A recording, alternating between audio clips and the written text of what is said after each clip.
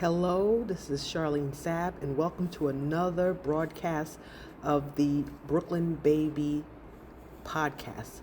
I'm your host, Charlene Sabb. Welcome, welcome, welcome. Come one, come all into the building, into the room, and come join the chat. I'm hoping everyone's having a wonderful, beautiful day today. I know I'm just feeling so great on this rainy, dreary day here in Raleigh, North Carolina. But you know what? I'd rather have a cooler, rainy day than a hot, dry day in which grass and vegetation can't thrive. So, hey, I'll take cool and rainy over hot and uncomfortable and dry any day. So, with that being said, our topic for episode number 2 is called Embracing Being Single. Yes, embracing being single. And whether you're a married listener or a single listener like myself, I'm just speaking my truth as a single woman. And I embrace being single. So I thought it was very imperative to have that as a topic because it's something that I can relate to and it's something that explains how I'm living. So many times I'm asked by people, why am I single? People say, Charlene, why are you single? You know, you're an attractive woman, a successful woman. Why? And my response in my mind is, well, why not? I think oftentimes in society, people feel pressured to be married, pressured to be a husband, pressured to be a wife. And I can't stress it enough. I am so thankful for my parents never putting that type of pressure on my sister and I to be a wife. Even though my parents were together for 60 years, married for 55. They had a 5-year courtship before their marriage. Unfortunately, my mother passed away earlier this year in February at the ripe old age of 82. And she was about to turn 83 one day and 1 month before her death. But, you know, she lived a very nice life. But I'm just so happy that my parents never put pressure on me to get married. Even when I became pregnant at the age of 19, approximately, I would say 1 month before I was due to turn 20, I was in college at the University of Virginia. No one ever made me feel pressured to marry my son's father, even though we were, I call, engaged to be engaged, because, you know, right after I graduated from the University of Virginia in 1995, our son Michael was 3. I was still living in New York City. My son's father and his family resided in Clarksville, Virginia, which is Southern Virginia, approximately an hour and a half, hour and 15 minutes from the University of Virginia campus. His mother let me know that, you know, I'm going to give him money to get you a ring worth X amount of thousands of dollars because he's going to marry you. Don't tell him I told you, which I already knew it was coming down the pike for us to get engaged and get married after having our child, because we were in love. He was my college sweetheart and I was his, but it never came to fruition due to unforeseeable circumstances. I'll just leave it at that for now. So yes, I was engaged to be engaged. The ring was on the way. I ended the engagement to be engaged. And I don't regret it. Yeah, he and I are still cool. We co-parent, even though our son is 32. And it is what it is, and that's okay. I'm going to say this, and this might be an unpopular opinion, but I'm just going to share my truth. You have a lot of people who are married these days who you know that they wish that they were in my situation and the situation of many single people. You know, especially these days. I'm going to be honest with you. These days, marriage is a business. It seems to be a business. That's just my perception. I'm like looking at a lot of people with the side eye. I'm like, okay, why y'all married? Why? And a lot of people who are getting married, because I know times are tight financially in this country and around the world. And it seems like a lot of people are getting married just to make a business arrangement. Okay, we go half on a mortgage, we go half on bills. And I'm just wondering, does love have anything to do with it these days? And the more and more I observe this, and this again my personal observation, I'm like, does love have anything to do with it? So it makes me embrace my singlehood more and more. It really does. As I've gotten older, it makes me embrace my singlehood even more, because I look at myself as the president and CEO of my own love life. And I have the right to be selective. Just because someone is a good person and even an attractive person and they got it going on, whatever that means to each individual, it doesn't mean like you have to get into a relationship and or marry every nice person you meet.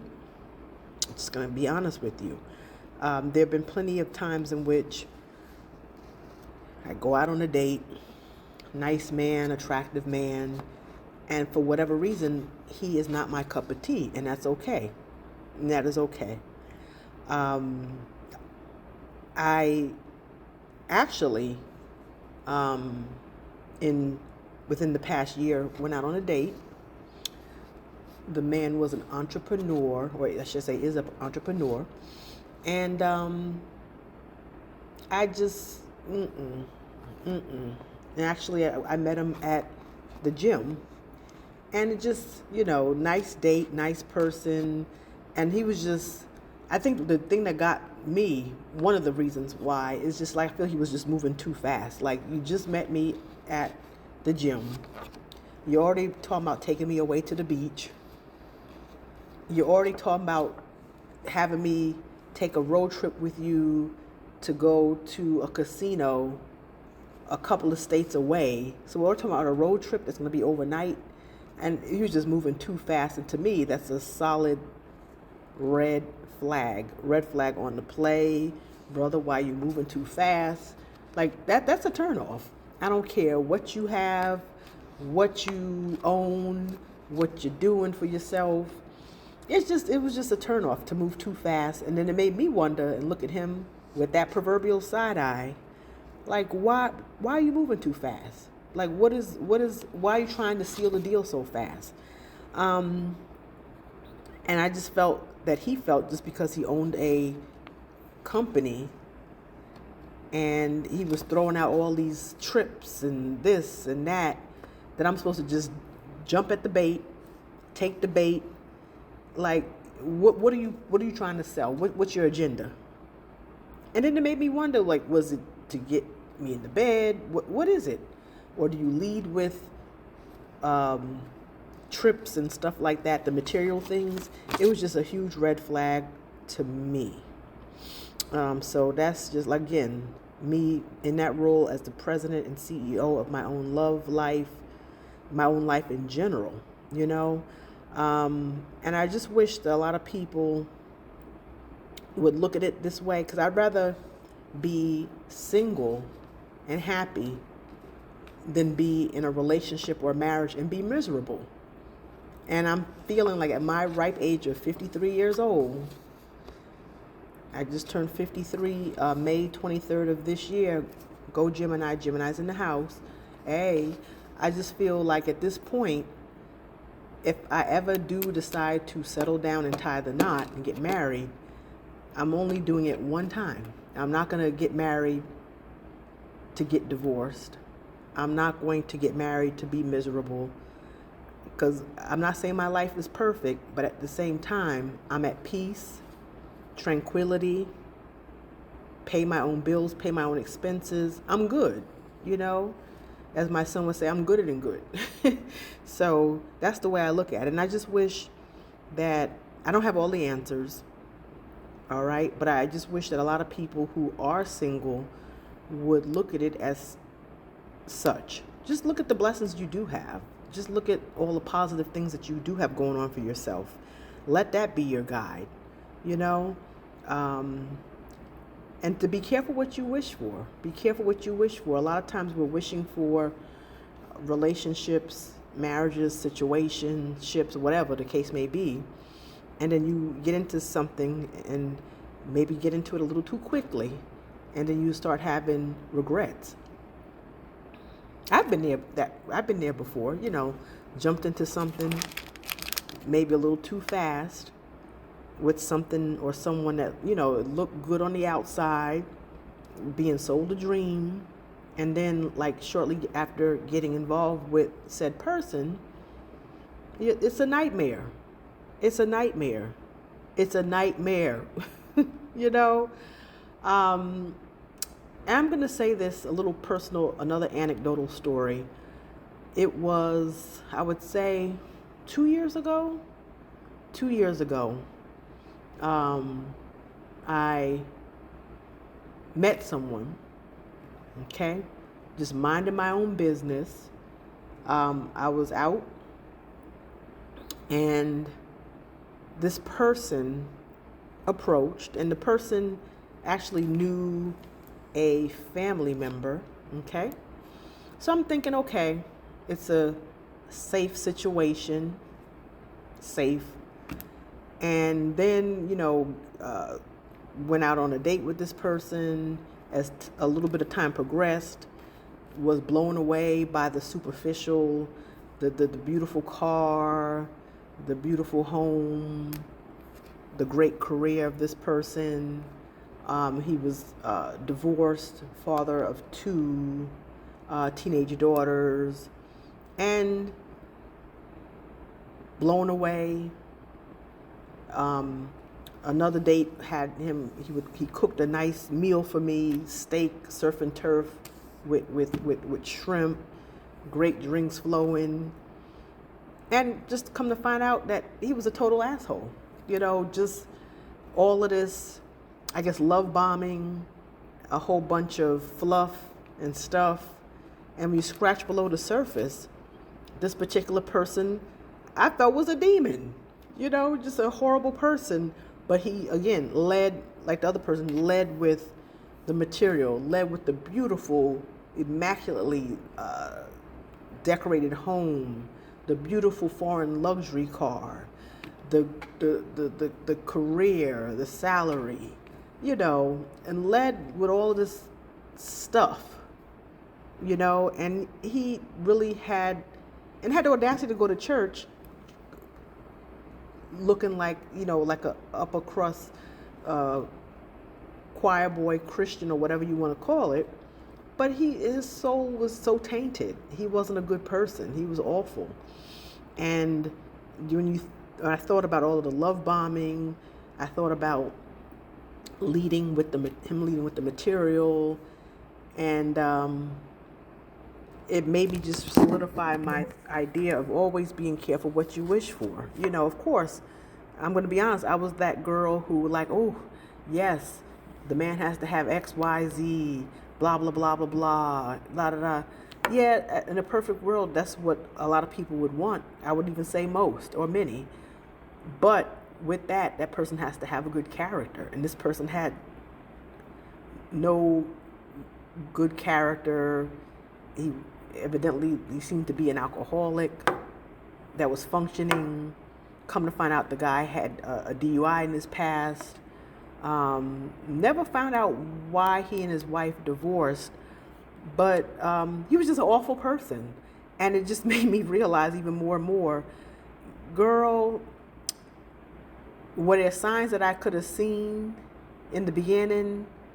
Yeah, if I was honest with myself, should I have moved at a slower pace with him?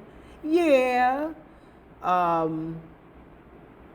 Was there pressure on me to progress in this situation faster than I wanted to? Yeah, and I succumbed to that pressure.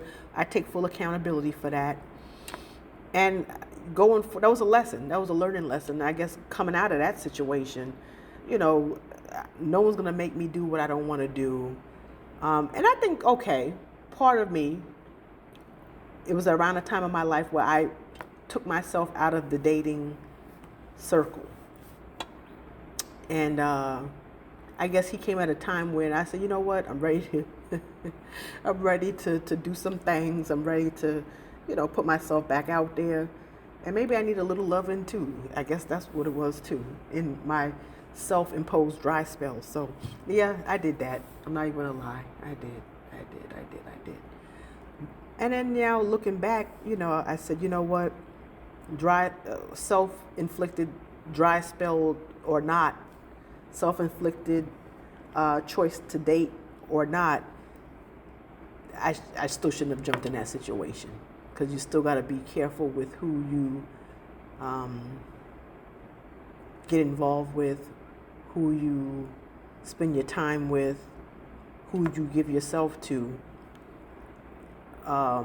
literally and figuratively.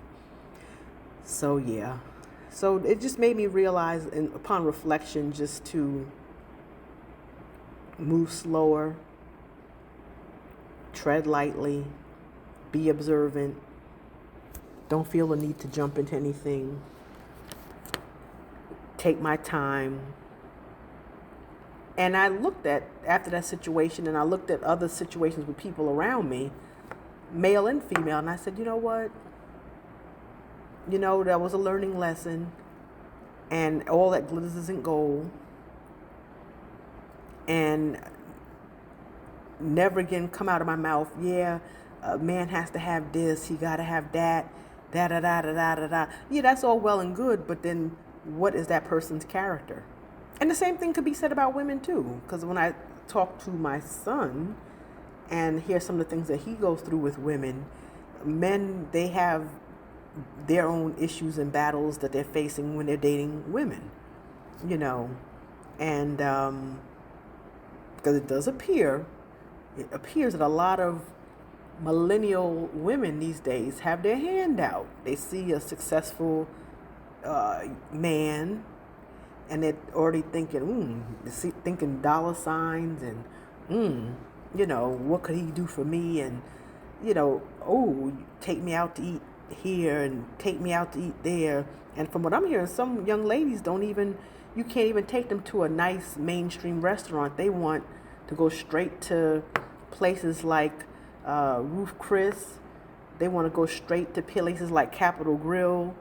I'm like, are y'all serious? Like, and it's like a lot of the young ladies are not even accepting like a nice mainstream restaurant for a first date. They want to go straight to Final Jeopardy and have a young man pay an exorbitant amount of money for a first date. That's a whole nother topic. And hopefully I'll bring my son Michael in for a mother-son edition of the Brooklyn Baby podcast and get his perspective and his anecdotal stories about that. But yes, so at my age, I'm just enjoying my singlehood. I'm enjoying not getting caught up in anyone just to say, oh, I have a man, I have a relationship. I'm just looking at all the blessings and all the things I do have. And it's a very powerful position. I feel emboldened. I feel empowered. I feel stronger because I feel like I'm calling the shots in this. This is my life. I sleep very well at night too. I'm going to be honest with you, because I went through some things with some of these relationships, child. And looking back, I'm glad that I came out unscathed, unharmed, and even better. Took some bumps and bruises, had to walk away from a lot of situations and people. But, hey, and situations where I could have been married, other situations I could have been married and chose not to. And in looking back, I'm glad I passed on those people, because my life would probably not be as stable or I would probably have the peace of mind that I do have. So, hey, I give all the credit to God. Oof. I dodged a lot of bullets. And here I am. Here we are. And I just wish people would just enjoy it, realize that, hey, if it's meant to be, things will happen. And things that don't come my way, I guess it's not for me.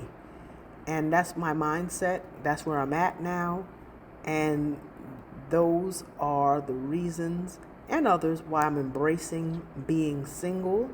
And single people, if you look at life like that, hopefully it'll make your outlook, your perception of your situation better and lighter, and more optimistic and positive. And hopefully it'll draw your person into your life, and you'll be drawn into their life if it's really truly meant to be.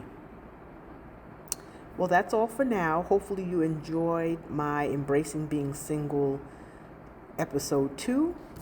And when we reconvene for our next podcast episode, number 3, it's going to be relationship deal breakers. Until then, stay blessed and have a wonderful day. Thank you for being here. Bye.